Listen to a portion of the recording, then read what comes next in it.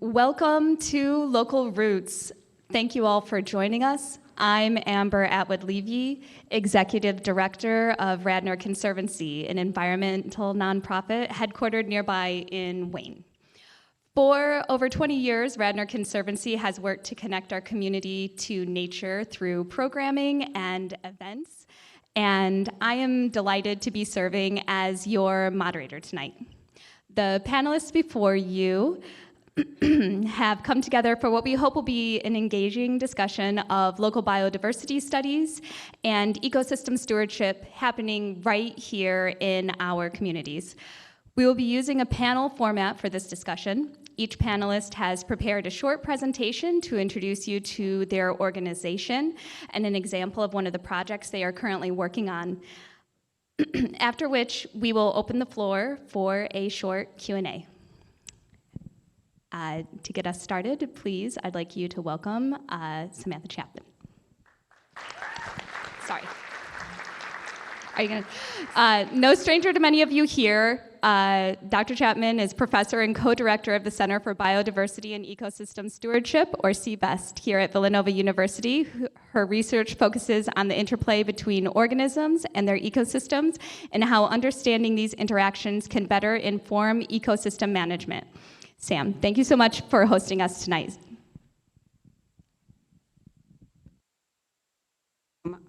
Thanks so much, Amber. I can't sit and talk, so as many of you students know, I'll be walking around.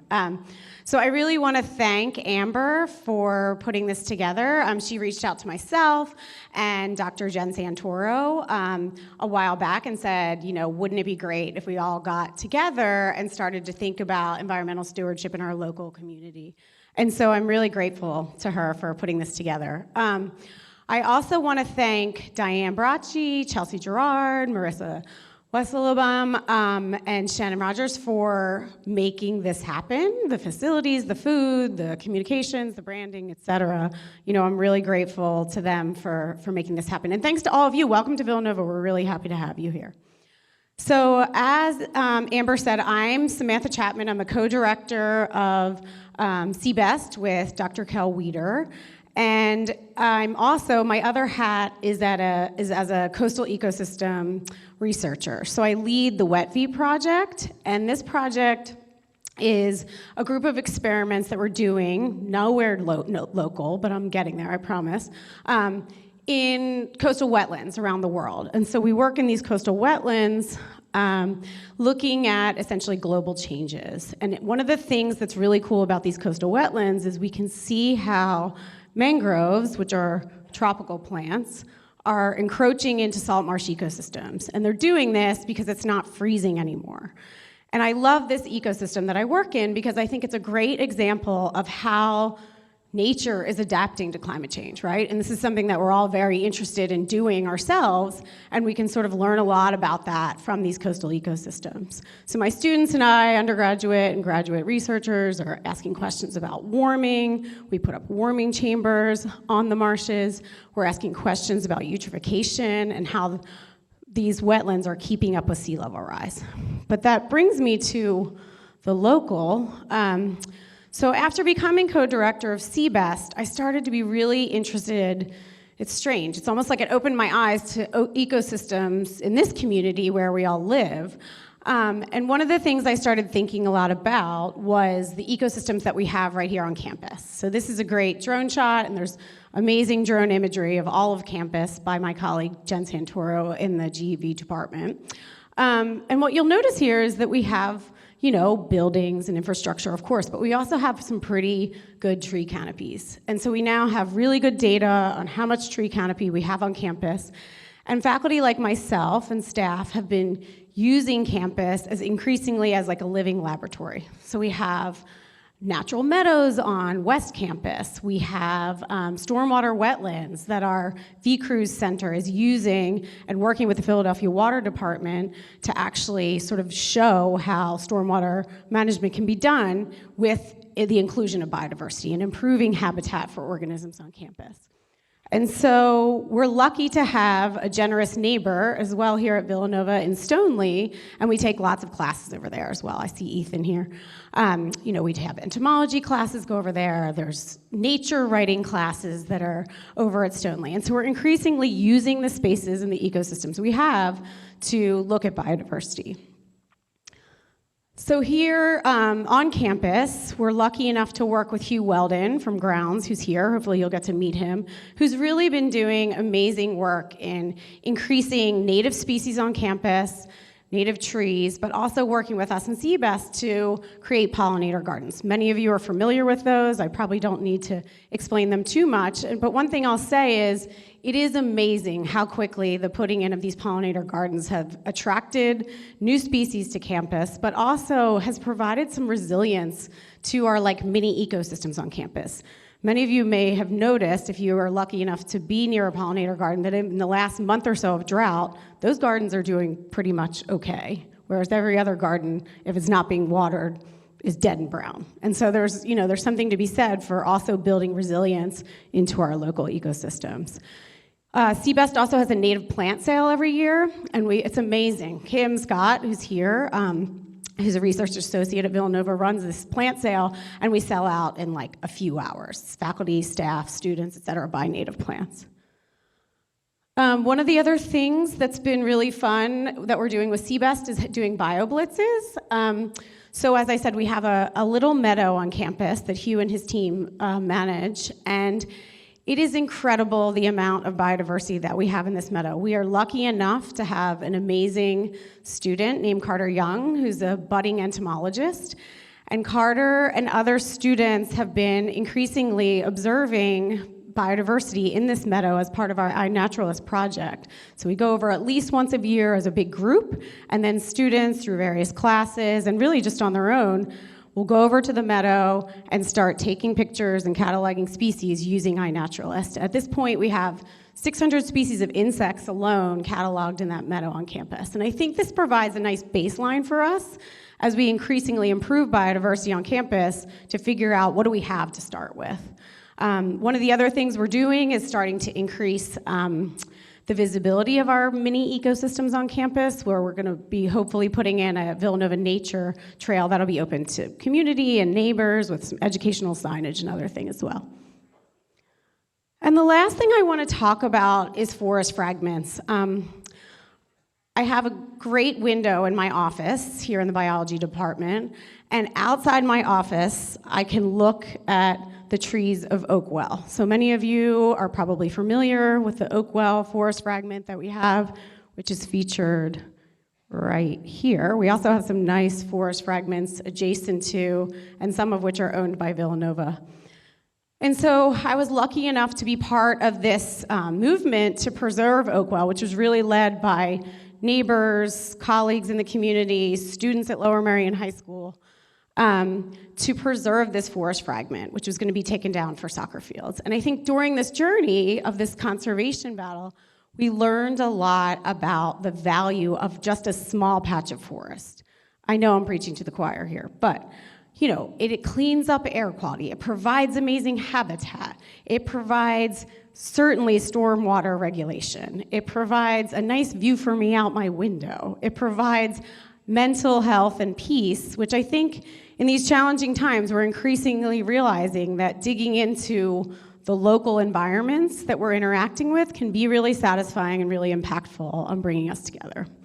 And so this is a success story, and we're lucky that Ethan and some of the people from Natural Lands will be managing this forest fragment, and I would encourage all of you to look around in your neighborhoods and think about those little patches of forest that if we can conserve and potentially restore, we can really get a lot of biodiversity and connectedness to nature from them. And so I just put up a couple other things that we're working on, some of which I already mentioned. Another thing, and this is for all you students out there, there's increasingly, no matter what happens, a lot of funding going into climate adaptation, call it resilience, call it whatever you want. And we need to train people to do these jobs. My students, there's not enough of them. They're interviewing for many, many jobs in these fields because there's a lot of them out there. And so we have to train people to do those jobs. And so with that, I'll pass it along.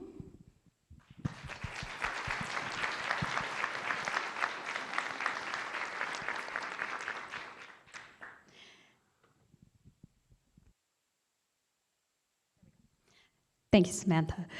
Up next, we have Sam Bucciarelli. Sam is the current president of the Philadelphia Mycology Club. Professionally, she works as a tour guide and educator with a passion for ecology, especially as it pertains to fungi and the role they play in helping our ecosystems thrive. Sam.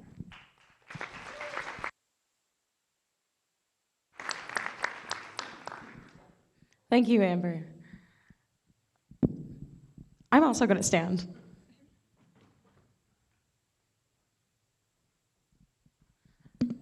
I love to start my presentations off with this slide. I made this graphic a couple years ago. This is a beautiful array of some of the beautiful fungal diversity that we have in southeast Pennsylvania. Every single one of the species on this slide can be found within 1 hour of the city of Philadelphia, which I think is phenomenal. There's so many colors and shapes, so many beautiful things here. I have always been a lover of biodiversity. I grew up reading Ranger Rick, as I'm sure many of you did, and other nature magazines, National Geographic, basically anything I could get my hands on, anything my grandma had a subscription to, I was reading it. So I grew up hearing a lot about like pandas and tigers and elephants and some of the animals on the endangered species list. So when I got interested in fungi back in 2018, I started to think about, are there fungi on the endangered species list? Well, the entity that puts together the endangered species list is the IUCN, the International Union for the Conservation of Nature.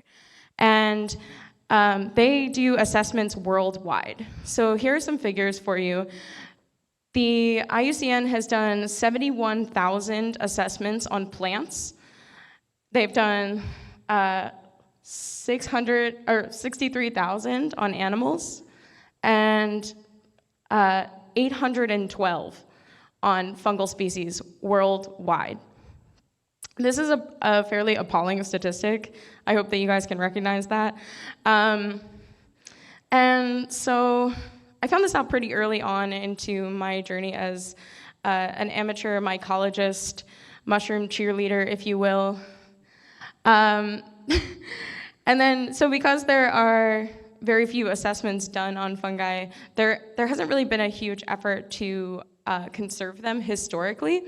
They were considered, many of you probably know this, they were considered to be plants until the early 1970s. And the Endangered Species Act was signed into law in 1973.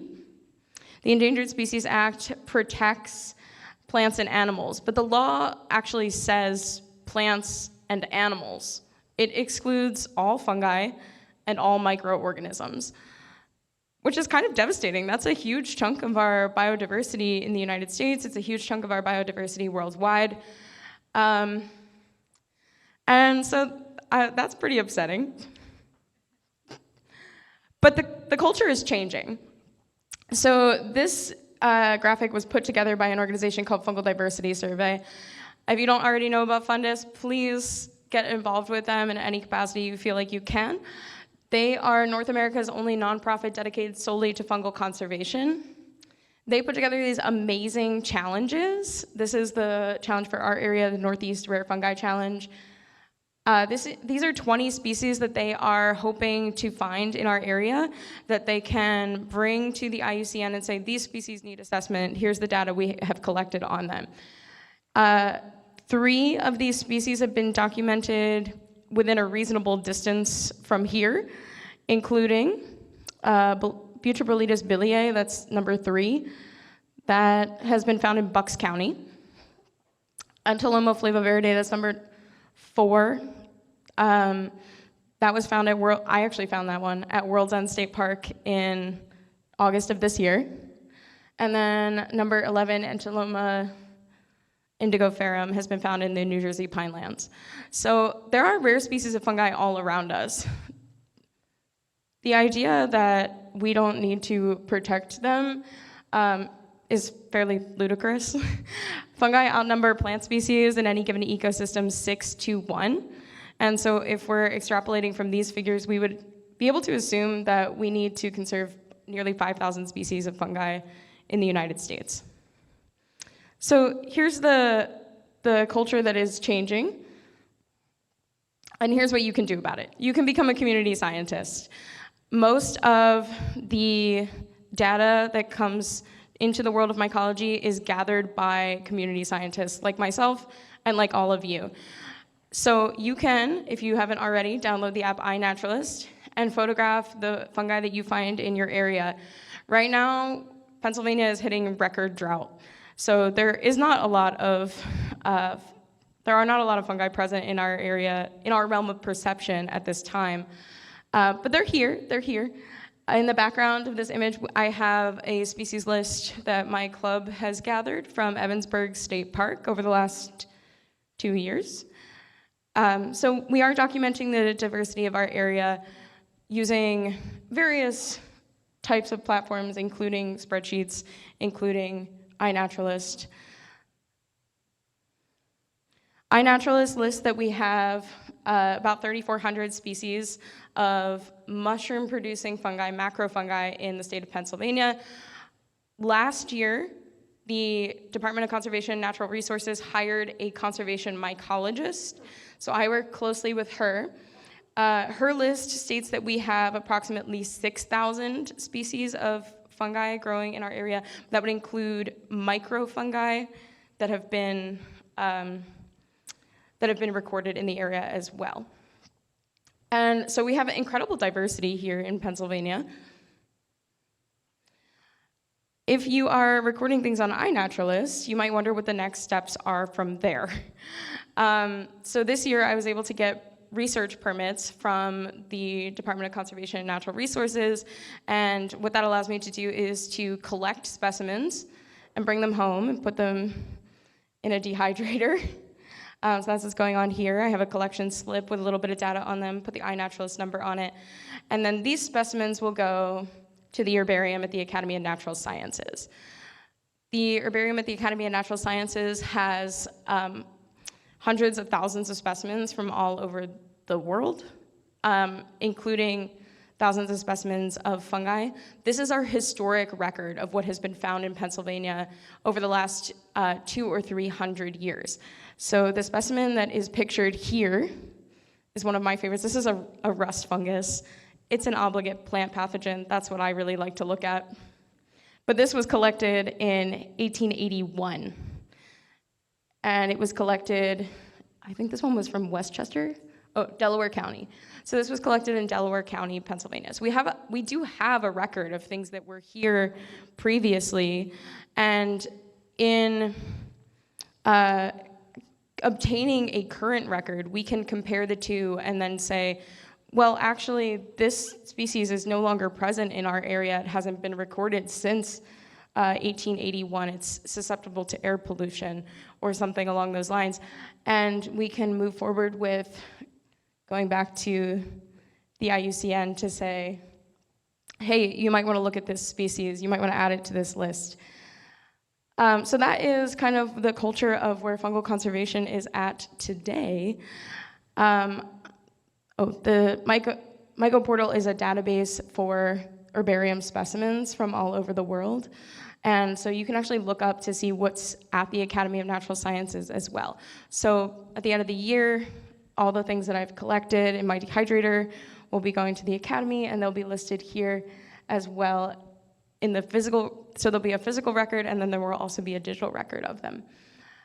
So this is where fungal conservation is at currently, and I'm happy to tell you all that because the culture is changing, there are plenty of ways in which you can get involved in fungal conservation, primarily as a community scientist at this time, but as I mentioned, the state hired a conservation mycologist last year, and I suspect that this will be a field where there are going to be increasing numbers of jobs, including jobs that are funded by grants and research jobs as well. This is something that's going to be coming in the next few years. So I want to encourage anyone who wants to get involved.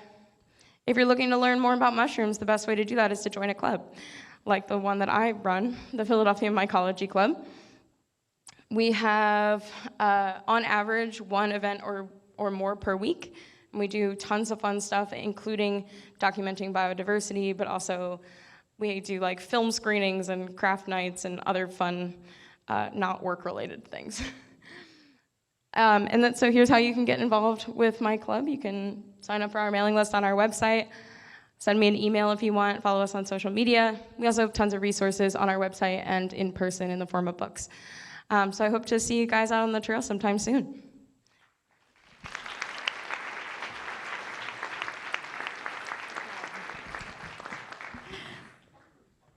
Thank you so much, Sam. Next up, we have Allison Fetterman joining us from another local nonprofit, Willistown Conservation Trust. Allison is an avian conservation biologist and Northeast MODIS collaboration project manager. She's going to share with us more about the MODIS wildlife tracking system and the bird banding project at the Rushton Woods Birding Station. Thank you. Thanks for having me. Hi. So yeah, I'm Allison Fetterman. I'm not conservation. I'm going to jump right in because you introed myself for me. I do want to talk to you about 3 different projects that we have going on. We are a land trust located just in Newtown Square, just down the road, and we do operate mainly in Rushton Woods Preserve as our main study site. But we operate bird monitoring, a bird banding station, and work with the MODIS wildlife tracking system. We work with birds because birds are one of the best indicators of biodiversity and ecosystem health. We know that they are declining rapidly. We've lost 3 billion birds nearly since 1970. So if we can address what's going on with the birds, we're addressing what's going on the ecosystem. So one of my favorite projects is just our local bird monitoring project. It's completely volunteer run. They're amazing people who gather for the last 10 years, just 4 times a year at 9 different locations, spring, summer, winter, and fall, to monitor the birds at these locations. They're using standardized but easy to follow protocols. And their data is all being recorded in eBird, which is also this really great citizen science database. That data entry allows us to create local and regional bird species abundance lists. So we're connecting with our landowners. Birds are a great connector. And make connections we wouldn't necessarily have made before. We can give them bird lists and show them what's in their backyards, when, and we can make habitat recommendations if they want to. We also have a bird banding program where we're focusing on songbirds during spring migration, fall migration, and breeding season. Bird banding is the process of, I'm not sure if you can see this over here, we use mist nets that we put up in the habitats, and as the birds are foraging, they get captured in the mist nets. We give them a aluminum USGS issued 9-digit band, and that they'll have that for their life. And while we have them, we take aging metrics and look for fat if they're storing it, wing and weight and other parameters. We learn a lot about birds in the hand. We can look at local population trends, survivorship, longevity, productivity, species diversity and abundance, and habitat use. At our site, we have been operating for 15 years. We have caught more than 20,000 birds of 103 species. This is just representation of the different species groups that we catch, so it's pretty fun to catch all these different birds. You can see most of them are in groups, except for catbirds. They are just one species. We just catch a lot of them, so they get their own slice of the pie. However, of those 20,000 birds, we only have caught 2 of our 20,000 birds have been caught at other stations, and we've only caught 3 from other banding stations. So we're not getting the full life cycle picture of these birds from just one local bird banding operation. So this led us to get involved with the MODIS wildlife tracking system. We wanted to work on bird conservation at a faster pace and a bigger scale. So MODIS is an automated telemetry system where the telemetry antennas are in the landscape just listening for these tags that can go on birds as small as this bobolink or warblers or even hummingbirds now, butterflies, dragonflies, and the animal never has to be recaptured to get another data point. So how it works is when the tag is placed on the bird and it's released, it's constantly emitting a signal, And as the bird goes in range of a MODIS station, it picks up the signal, and it's transmitted straight to modis.org that Birds Canada operates their server, and it's a public website. You can look at all the data. So every one of these yellow dots is a MODIS station active. So as the bird migrates, every time they're in range of a MODIS station, the data's picked up, and now suddenly we have half a year of a bird's life cycle known, and if the battery lasts long enough, we can get a full annual life cycle. We got involved with some other organizations in 2017 and formed the Northeast MODIS Collaboration. We focused then on building stations, and we put out 176 MODIS stations just in the Northeast. And this is an animation from MODIS that you could go see on your own, but it's just 4,000 individuals that have passed through just our network in the last 6 years. It's 113 species, and it's contributed to 152 different research projects. So that's a lot more than those 5 data points we got from our bird banding. So it's increasing things, and it's a powerful conservation tool because it's publicly visible. All of this data, we can all go onto this website and look at it. And so while researchers and all you students are doing all this really important publications and peer-reviewed and making their habitat recommendations, we can take this data also to landowners and managers just to show them what's happening and give them a connection to the bird. This was a local farmer where we were studying bobolinks, and we connected with these farmers so they could see their actual birds that were being tagged right there and flying down to Florida or sometimes Belize, and it made a really big impact. And if we don't connect with the people on the ground, conservation is not going to move forward. So this is how powerful MODIS can be. And I think bird conservation in general is moving towards that transparency, and it's really nice to see.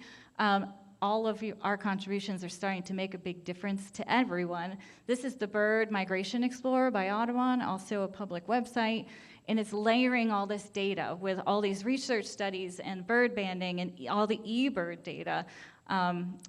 It's all visible now and stacked together so we can all get huge pictures and easy to understand pictures of what's going on with our birds. There's a lot of species. They have trend maps. It's a really interesting website, and we're just really excited to be a part of it, and I hope you guys are too. So thanks for having me.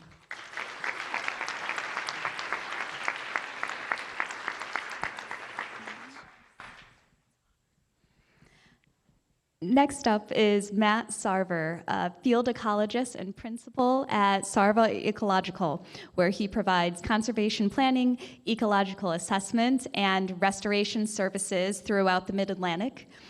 He has special expertise in insect biodiversity, pollinator conservation, and native plant community ecology, and is going to speak tonight about his findings during a project with our co-event presenter, Chanticleer, a pleasure garden. All right, thank you, Amber. I'm going to wander around too. I'm going to see if I can pull an Olivia Rodrigo and fall off the stage or something. So close to the edge here. I'll try not to, but I might. Well, yeah, I want to just, I do a lot of things, as Amber mentioned, with restoration and conservation biology. But one of my favorite things to do are these biodiversity ecological assessments. And that's one of the projects we're going to talk about tonight here with Chanticleer Garden, which is just right down the road here on the main line. I hope many of you have been there. If you haven't, please go check it out. It's a very cool garden, one of the best gardens in the country. Privileged to be working there for over 4 years now on this project. And I want to mention there's some Chanticleer staff here. I know Bill Thomas is here, the director, and I think some other staff, Miriam Lirion, I think, is here. Anyway, there's plenty of folks here, so if you're interested in the other things that they're doing, the ecological management, I can't get into enough of it in 5 minutes, but I'm sure they'd be happy to talk to you, and I'm happy to talk to you afterward in further detail. So we've been working on this project for a while. It's really about plants and their ecological associations, both at the first trophic level of insects and other invertebrates, but going up beyond that to birds and other species. I'm just curious, how many people are familiar with native bees in the room? So a growing number of people that know what that is. Just in case you don't, most people think of bees, they think of honeybees, the European honeybee, which is actually not a native species here in the US, at least as far as we know. They were brought over by colonists during the settlement period, the European settlement period. But we have a tremendous number of native bees here in North America, about 4,000 species, and around 750, 800 of those in eastern North America. So we wanted to look at, I also want to say the reason we're looking at what plants support, obviously they support everything else, from bees to amphibians to birds, and we work on all these groups, but at Chanticleer, we've really focused on the native bees because they're so critical to these pollination ecology webs in natural systems. They're also critical to our food system as pollinators. And the other group we've looked at is native moths. Another very speciose group that relies on plants. And of course, caterpillars form the basis of food webs for all those catbirds that Allison bans every year. We wouldn't have so many of them if we didn't have so many caterpillars, so you can blame them when they yell at you in the net.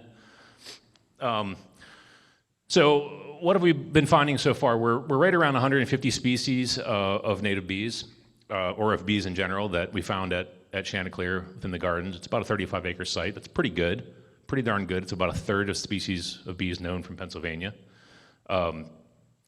And of those, about 15% roughly are specialists on just one or a few groups of plants, where the larvae can only develop, the young can only develop on the pollen of that group. So those ones are sort of the most conservation concern. We don't know a lot about the conservation status of bees, but it's likely that the specialists will be ones that we find to be less common or potentially declining in some cases. We actually found a new state record during this survey for Pennsylvania, this masked bee. Pretty rare, not a lot of records scattered throughout the mid-Atlantic. We think it's associated with fairly mature floodplain forests. And because Chanticleer has a lovely forest through the Bells Run area, we think that's why this bee is there. It's a neat one. In terms of general patterns, we find that the edges are where we find the most species richness. And so the juxtaposition of mature forest or woody plant diversity with the very floral rich environments that are found in gardens like Chanticleer seems to support a really robust assemblage of native bees. On the moth front, we are actually, I think we're over 500 now species identified. A little bit higher percentage of those specialists that are restricted to certain plant groups, about 22%. And the species total is really good in an urban context, higher than a number of natural area sites in the region, partially because of that great species richness of plants that the garden has established over the years. Of those moths, around half are woody plant feeders, and about a quarter are wildflower or forb feeders. There's a bunch of other groups, but collectively they only make up less than about a quarter of the diversity. So you see woody plants are exceptionally important for these species. And when you look at specialists, that number actually goes up to closer to 65% that specialize on woody plants or shrubs, and about a third on forbs. So you may have seen research that came out a while ago out of University of Delaware, Desiree Narango, and others identifying this concept of keystone plants or keystone genera. And it turns out that for both moths and native bees, those are really important groups of plants. So things like oaks, willows, cherries, et cetera. And I've circled in red here. This is not comprehensive, but some of those groups are also really important for pollen resources for native bees. So woody plant diversity turns out to be much more important than we may have ever thought in the past. For the specialist bees, on the other hand, again, around 15% of the total, so a little lower than moths, but they're very predominantly specializing on forbs and wildflowers. So about 3/4 of the species that we found at Chanticleer are wildflower specialists. So you can see that having rich diversity of woody plants right next to a rich diversity of forbs, whether that's meadow forbs or even forest understory forbs, which declined greatly due to impacts on our forests is really important in supporting biodiversity. So there's a tremendous amount of diversity. I get asked the question a lot about native versus non-native. Obviously, having native species to support some of those specialists is quite important, but there are lots of non-native species that also are highly attractive to floral visitors that can really help, we think, boost the populations, especially in the context of urban settings where there may not be a lot of floral resources on the landscape, and we get things like novel pollinator networks that aren't found in natural areas and species that haven't co-evolved together, and they're trying to figure out how to use those resources. So this is a example of a species of Chanticleer, Orlea grandiflora, which they have an abundance planted in the gravel garden and other areas. It has this very open flora structure, and it's absolutely covered in native bees and other pollinators. They really love this plant. So, it doesn't have to be all native, is the take home. But if you don't have native, you won't have a lot of the diversity. So you really need it, but it doesn't have to be dogmatic about native plants. As I said, in the urban context, we have a lot of disturbance. The natural systems in these areas tend to be somewhat degraded usually by deer, by invasive plants. And so they're not as rich as they once would have been, and that makes places like public gardens particularly important. What we started to call arcs of biodiversity. They really are these rich source populations that can feed into other areas in the system. So, as many folks have talked about earlier, we also have community science projects that we sort of build into everything that we do. We have a setup with Chanticleer and iNaturalist project for the garden. This is, I think this is current. We're right around 1,500 species, 6,000 or so observations. And we actually have one sort of power user who's really taken to this. She comes to the garden a lot with a telephoto lens, and she's found herself hundreds of species and takes great photos of them, and has found a few records that we hadn't found in our intensive surveys because we just can't be there all the time.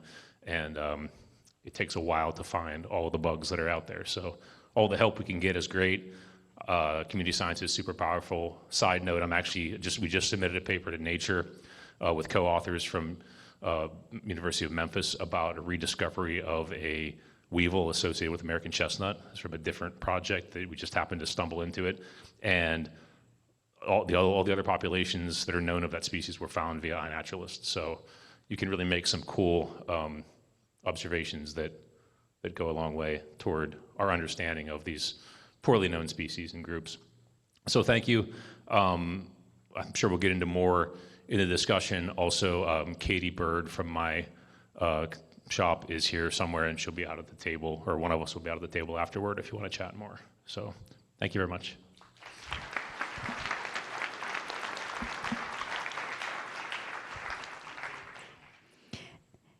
Thank you, Matt.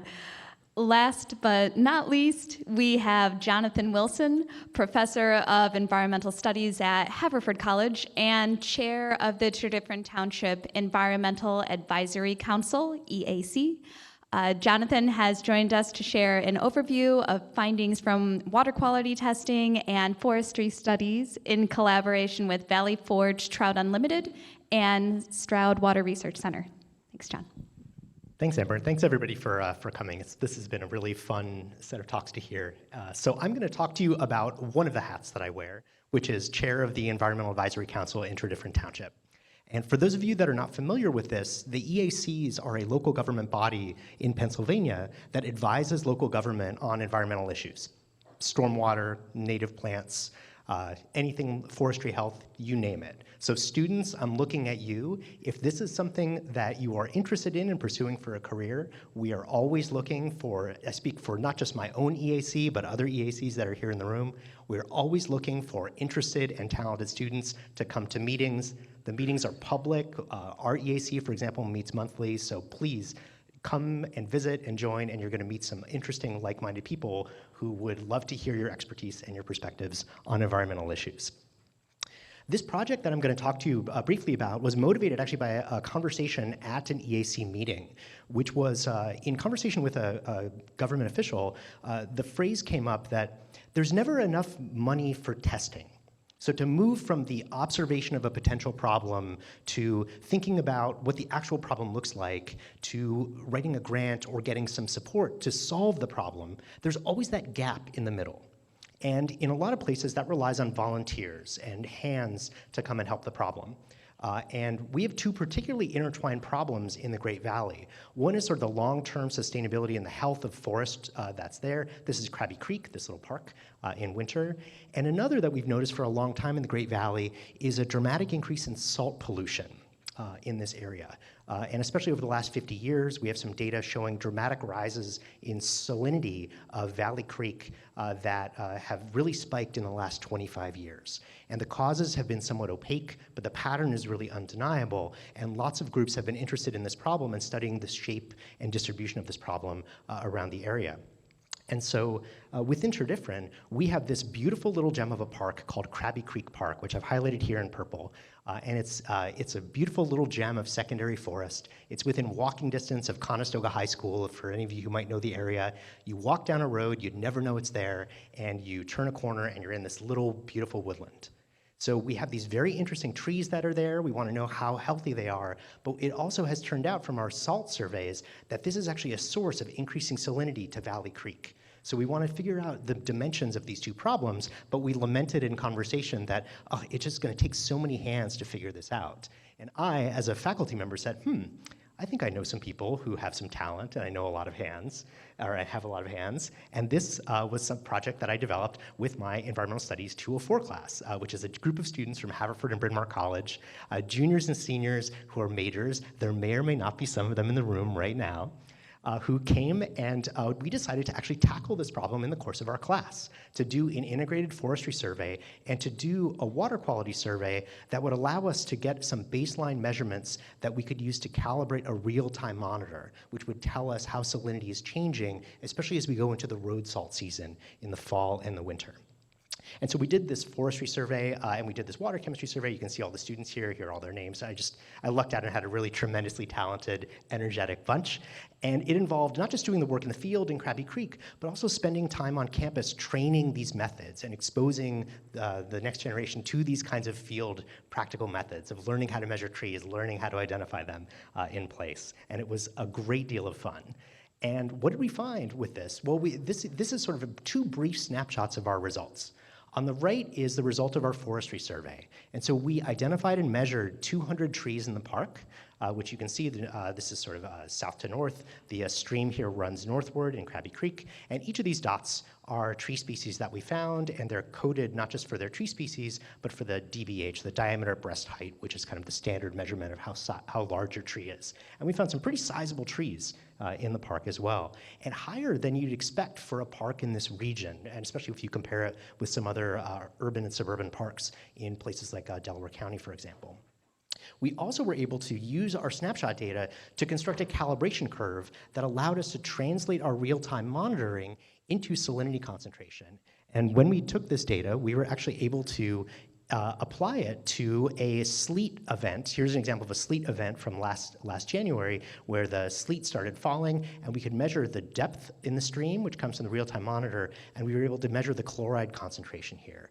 And so this was a sort of one of those January snowstorms where it's sleety and rainy and it sort of changes between them. And we get this huge input of chloride into the stream over the course of a couple of hours. And just so you know, the calibration here, this is the y-axis of chloride concentration. And in general, we think of about 150 parts per million of chloride as being pretty toxic to aquatic life in the park. So you can see we had this very transient high spike here, and then the secondary spike as the snow gradually melted.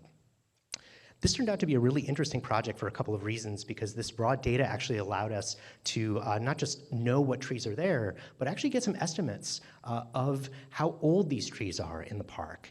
And we used a series of growth factors of different tree species to estimate the approximate age of the trees that we measured in the park. And so this is a histogram of all of our 200 trees that my wonderful students measured. And you can see they're broken out by species here. And here at this orange arrow shows the century mark for each of the species. And so we estimate that many of our trees in the park actually are significantly older than a century in this little slice of secondary forest tucked away in a neighborhood in Berwyn.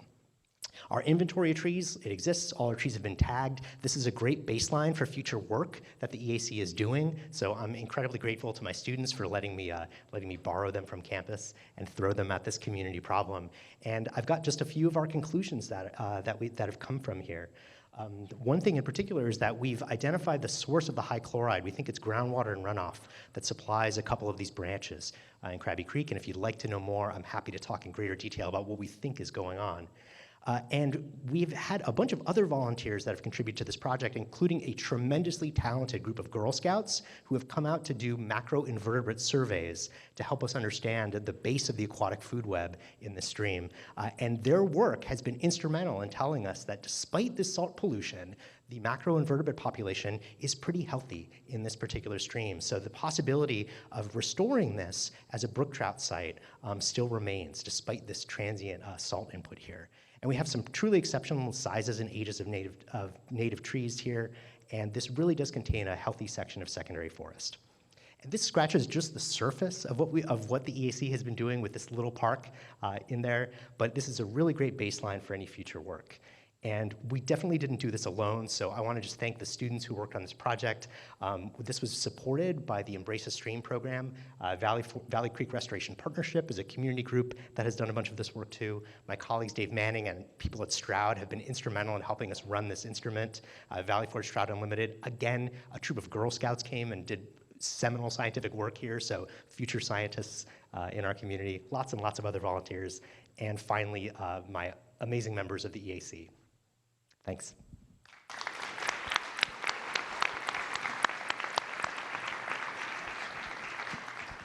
All right, thank you so much, John, and everyone else. Now we're going to go ahead and open the floor for a short Q&A session. We have 2 microphones up front here. So please go ahead and walk on up. We're going to wrangle. We're going to ask you to raise your hands. Don't go anywhere. Go ahead and raise your hand, and our microphone wranglers will bring the mic to you, delivery service. And if you could please, when you get your microphone, please give us your name and go ahead and ask your question. Please save comments and stories for the reception that's immediately following, because as much as we love your stories and enthusiasm, we also want to be fair to everyone who has questions. So please go ahead and raise your hand up in the air. We have, all right, here we go, right here in the center.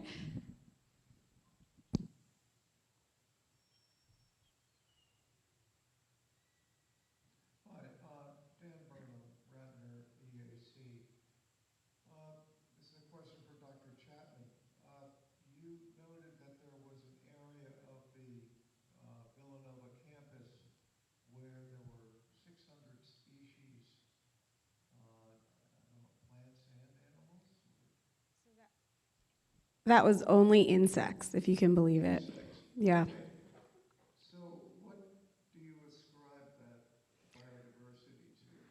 And somehow should we pay attention to those factors? Yeah, one thing I'll say is that we have an incredibly talented entomologist, budding entomologist student, who's an amazing photographer and can key them out. So, but what I would say is, interestingly, this space on campus has sort of been left alone, right? It's a meadow, there's lots of goldenrod there and other natives, as well as lots of invasive plant species. And one of the things that Villanova's undergoing right now is a master plan. And so CBEST, the grounds department, and other organizations within campus are very, we want to catalog our biodiversity, so we keep it, right? And so that's another reason for sort of creating this nature trail on campus, so we can highlight these little pockets of biodiversity on campus. Hopefully that could also be accessible to the larger community. And I would just say it's just a little pocket. There are some edges there. There's a creek. So to what was said earlier, I think you can find a lot of biodiversity in these little patches that have a few different habitats in there. Does that answer your question? Yes, it's just amazing that this diversity can be sustained in such a small area. I totally agree. It's like you just have to keep it. Yeah, I agree. Hi. So my name's Ivan. I'm from the Springfield Township Conservation Committee. So question for John. Really awesome work you're doing. We also have the same problem with salt in our streams. So I'm just curious what your next plans are for reducing the salt intake. Oh, great question. In the township, we have there's a short-term salt problem and a long-term salt problem. And interestingly, what we discovered at Krabby Creek is what we thought was a short-term salt problem of just reducing input from the roads, from road salt, reducing road salt, especially when the winter precipitation is going to be kind of high temperature. We actually suspect this is a longer-term problem. We think it's actually groundwater contamination that has caused the elevated salt pollution in Krabby Creek in particular, which means that that's going to be substantially, it's going to be a more substantial challenge to solve in Krabby. But in the process of doing this work, though, we've been able to have really interesting conversations and with Public Works, Interdifferent, and our Board of Supervisors to really put this issue of, salt is vital for keeping people stable on the roads in the winter, but too much salt or too much salt at the wrong time is just simply going to cause a long-term pollution problem that's very difficult to mitigate. So I think in one sense, even though the proximal cause of what's going on in Krabby Creek is a deeper problem, this has actually given us a vehicle to kind of have these conversations with Public Works about long-term change to salt distribution and the use of it on roads. So does that answer your question? Yeah, it's good. Are you guys thinking about using brine, or? I know it's hard to convince Public Works to make changes. So. Yeah, brine. We've had a little bit of that being used in the township. There's some interesting work going on in New Hampshire that shows that that brines can be very helpful, but also it really is about the timing and the type of precipitation. So it's linking Public Works and that kind of planning with more accurate weather forecasting. I think is the long-term solution. Is looking at how the temperatures are going to evolve, and then do you actually need to apply even brine for this particular storm? Thank you. Hello, Marla Neeson, Radnor. I have a question for Director Chapman. I think it's amazing how you've used your campus and the association with Stoneleigh for lab and student growth and instruction. I'm wondering if there's a hope or any chatter about using part of the forest and wetlands that exist at the Cabrini soon-to-be Villanova Law Campus as an expansion of that lab environment for you. Yeah, this is really exciting. So as many of you know, Villanova is now a steward of Cabrini's campus. And I think we take that very seriously. So there's been, as you can imagine, a lot of land thoughts and mapping, and we've been actually looking at, there's a great tree map at Cabrini that's already been established. It seems like you might know about it, and a potential trail that was starting to happen over there. And so we are certainly thinking about this. Cabrini has a gorgeous stand of old trees, and Hugh and his team are very conscious of how amazing and important that is, and will take good care of this. So, yeah, so that's as much as I know so far. But yeah, we're looking at it for sure.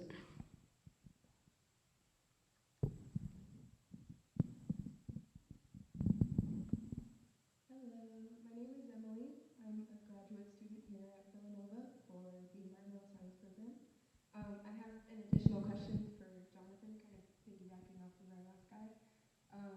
I did a similar study in my undergrad very recently, but our macroinvertebrate count really went down when we saw an increase in the salt concentration. So I was wondering if you felt that your little guys just got to avoid those conditions, or if you thought that they were actually adapting to those conditions.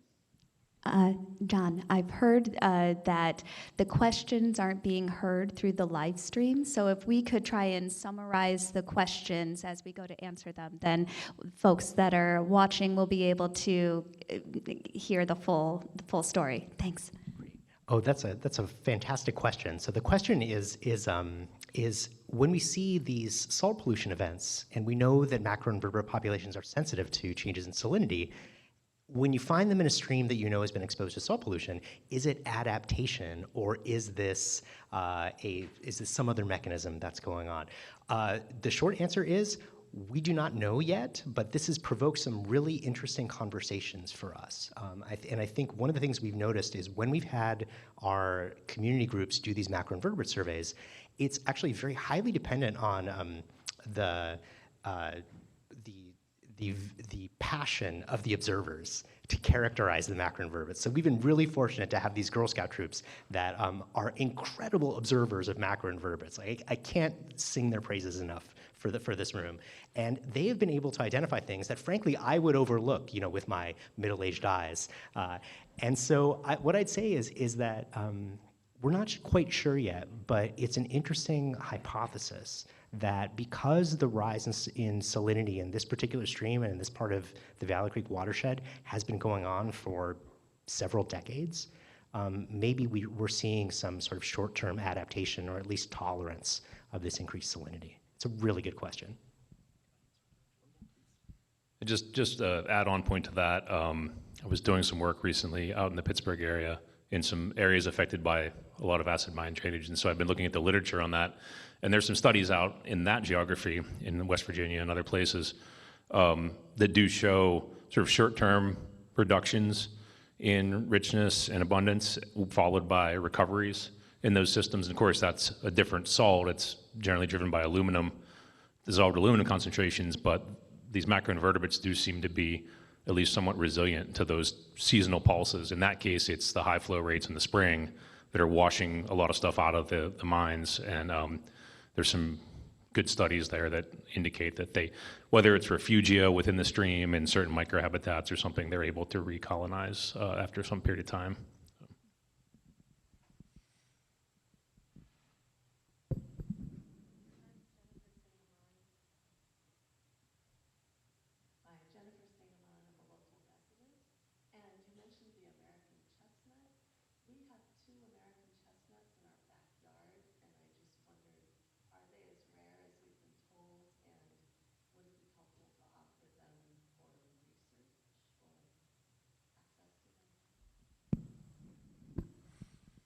So are they remnant American chestnuts that are pure American chestnuts that are maybe re-sprouting? So what we see with American chestnut is that they're still out there and they still grow as sprouts or suckers from old rootstock of the historic forests in places.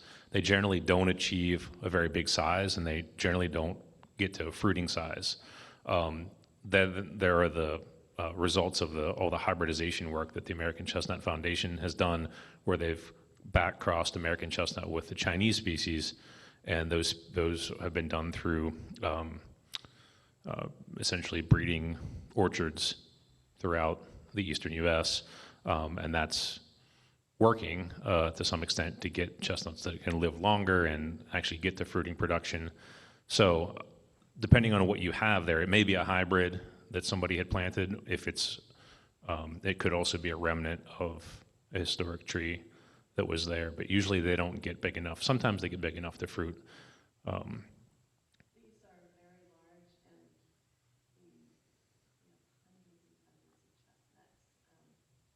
So they're likely to be hybrids then, most likely at this point, which is still interesting because some of the species that have evolved to use that will also use the hybrids. They're not fully excluded because they're related species. And that's something that I think needs a lot more work in the research world is this question of these sort of closely related group species from different parts of the world. How much do their obligate insects and other and things like the rust fungi, all these things that live on these species, we don't really know to what degree they can persist on closely related species from the other side of the world. So that's a great question. The thing that we found is a weevil that uses the nut, and so we think why it became functionally extinct, if not, we thought it was entirely extinct, is because there's so few trees reaching the size where they can produce fruit. Whereas something like chestnut also has an obligate native mining bee that has persisted on Allegheny chinkapin, Castanea pumila, which did not experience this big decline. And so depending on the life history of the associated insect, they have different chances of persisting throughout that sort of functional extinction trajectory.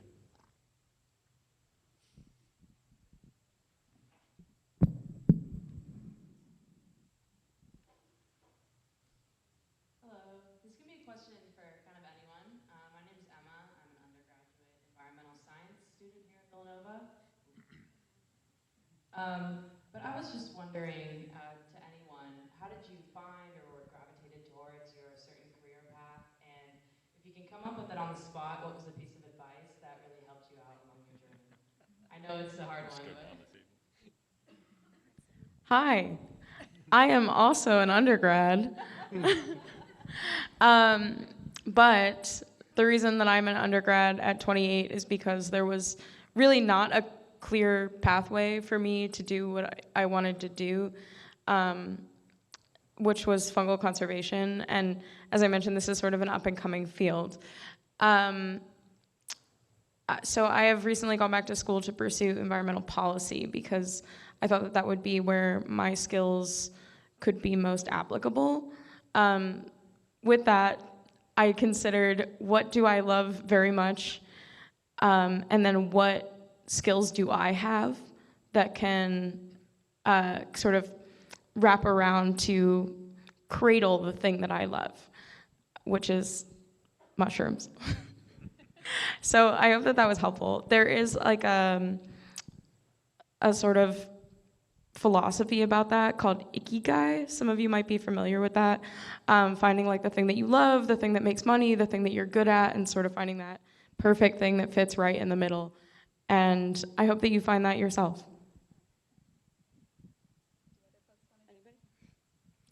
Sure, hi. I was a pretty typical kid who wanted to dig in the water and pull out salamanders, and I actually never bird watched, but I went to undergrad and studied biology because I never wavered. That's what I wanted to do. It was always biology, it was always animals. But I thought my only path was veterinary school. So I started on undergrad. I was lucky enough to volunteer at a wildlife veterinary clinic. And at the end, my mentor there, who I owe everything to, said, "You really like the birds. What do you want to do? Do you want to keep going?" And at that point, I was not interested in continuing school because it wasn't a passion. I didn't see that. I wanted to work with animals, but that wasn't it. And he said, "Well, there's something called, ornithology and bird jobs. And there's a whole website. At that time, it was called Orn Jobs." I was like, "What? This is amazing." So that was my critical moment when someone else noticed that I wasn't loving what I was doing, but there was a passion there. And I think volunteering was the way I got to that, and just trying to go somewhere and do things that I enjoyed and talking to those people. And that's eventually how I got to do what I love every day. I have a weird circuitous route as well, which is I was very much an academic ecologist as an undergrad. I went to Cornell and I was working with Tom Eisner, looking at the chemical ecology of moth mating systems and things like that in the neurobiology and behavior department there, and was sort of planning to go probably directly into a PhD, continuing some of that research work.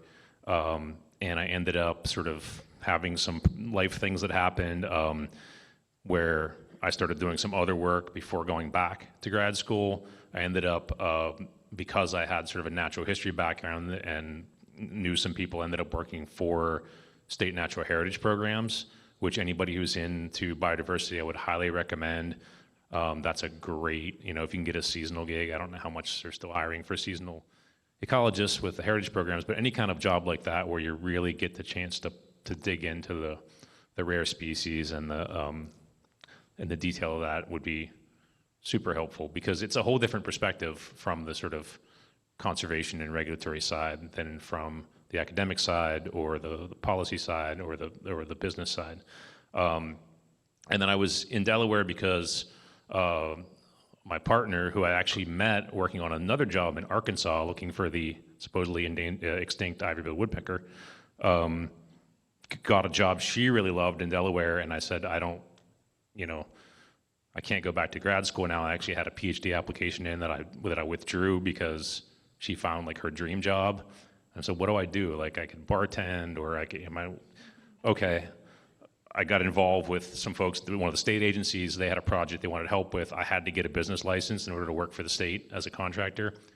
And so then I learned how to sort of do the whole business thing, and then I started consulting kind of part-time, thinking that I would then go back to my academic career, which I never did, and I just kept consulting and building that and doing more. And so I sort of just took a weird route and a weird turn and ended up in the private sector ecology consulting world, which is relatively small. But yeah, you just never really know, I guess, where things are going to take you. And so I think being open to paths that are not the thing that you were totally certain that you were going to end up doing is really smart, because you might find that actually you end up in a place that's totally different and a better fit for you and your skills than you would have thought, based on what your intended path was. Boy, these are great stories, and there's some really similar themes here. I'll just be really brief. Like I also, like everybody else here, have a sort of nonlinear path that's a little bit circuitous. I was a computer science major, and the reason I became a geologist and an environmental scientist was because I didn't want to take chemistry with the pre-meds. And I took a geology class. That's why I didn't do molecular biology. Yeah, see? I knew somebody on the panel would have that same experience. And yeah, I accidentally slept through a key class that forced me to apologetically speak to my professor, who then ended up, we hit it off. He ended up becoming my undergraduate advisor and sort of directed me to major in geology. And for me, I think the biggest piece of advice is just read broadly and widely. Like what has driven my career to have these interesting sort of left turns and right turns have been interesting, hard problems that doesn't seem like anybody's working on. You look at something and you're like, oh, this is a really tricky thing to solve, and you might need to work in obscurity for a little bit. But that's really rewarding, to be able to like work on a problem and really think it through. And it's come from things as small as I drifted into the wrong session at a conference and saw something that was really interesting and just stayed and listened and heard it out. Or having a friend who's in a completely different field mention something off the top of your head, and then off the top of their head, and then you just start reading about it. So I think maintaining that curiosity, like the world around us is filled with interesting problems and interesting histories, that the more you read and the more you're aware of it, it can lead you in interesting directions.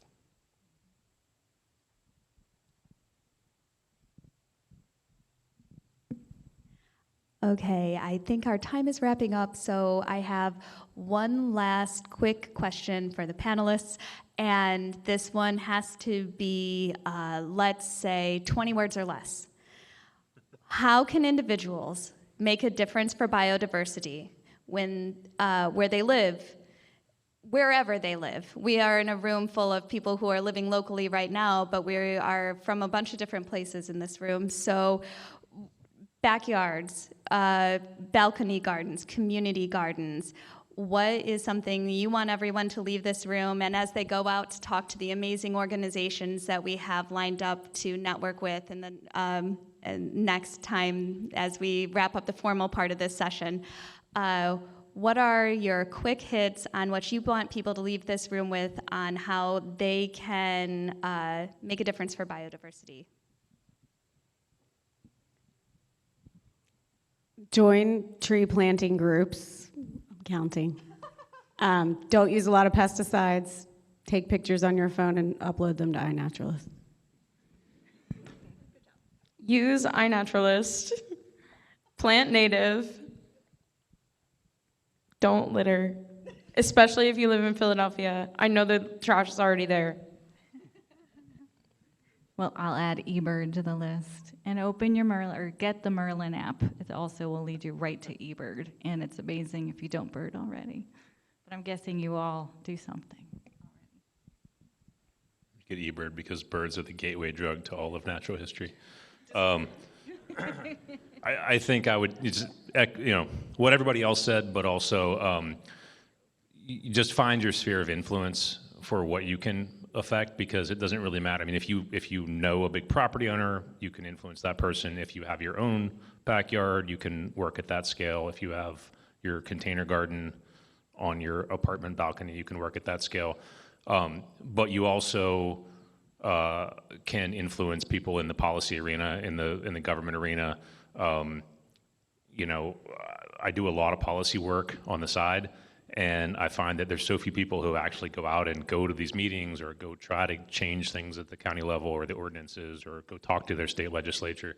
And you can all do that, and you all have skills you can bring to that are unique and that they don't hear from people like you all the time. And that's another really important way to have influence beyond your immediate square feet that you might be able to work in.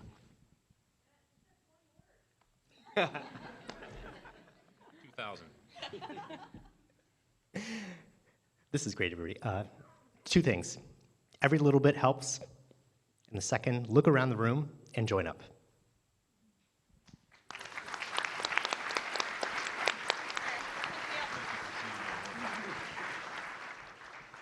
Okay, that concludes this formal part. The food is out. It's along the back for a reception. Thank you again, Seabest, for being just incredible hosts tonight.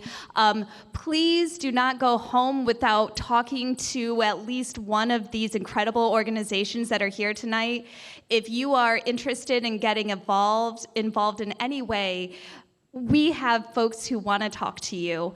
There's 3 different EACs here tonight. There's birds, there's fungi, there's gardens, there's all kinds of opportunities. So please stick around, chat with the folks who are here, and enjoy. Thank you.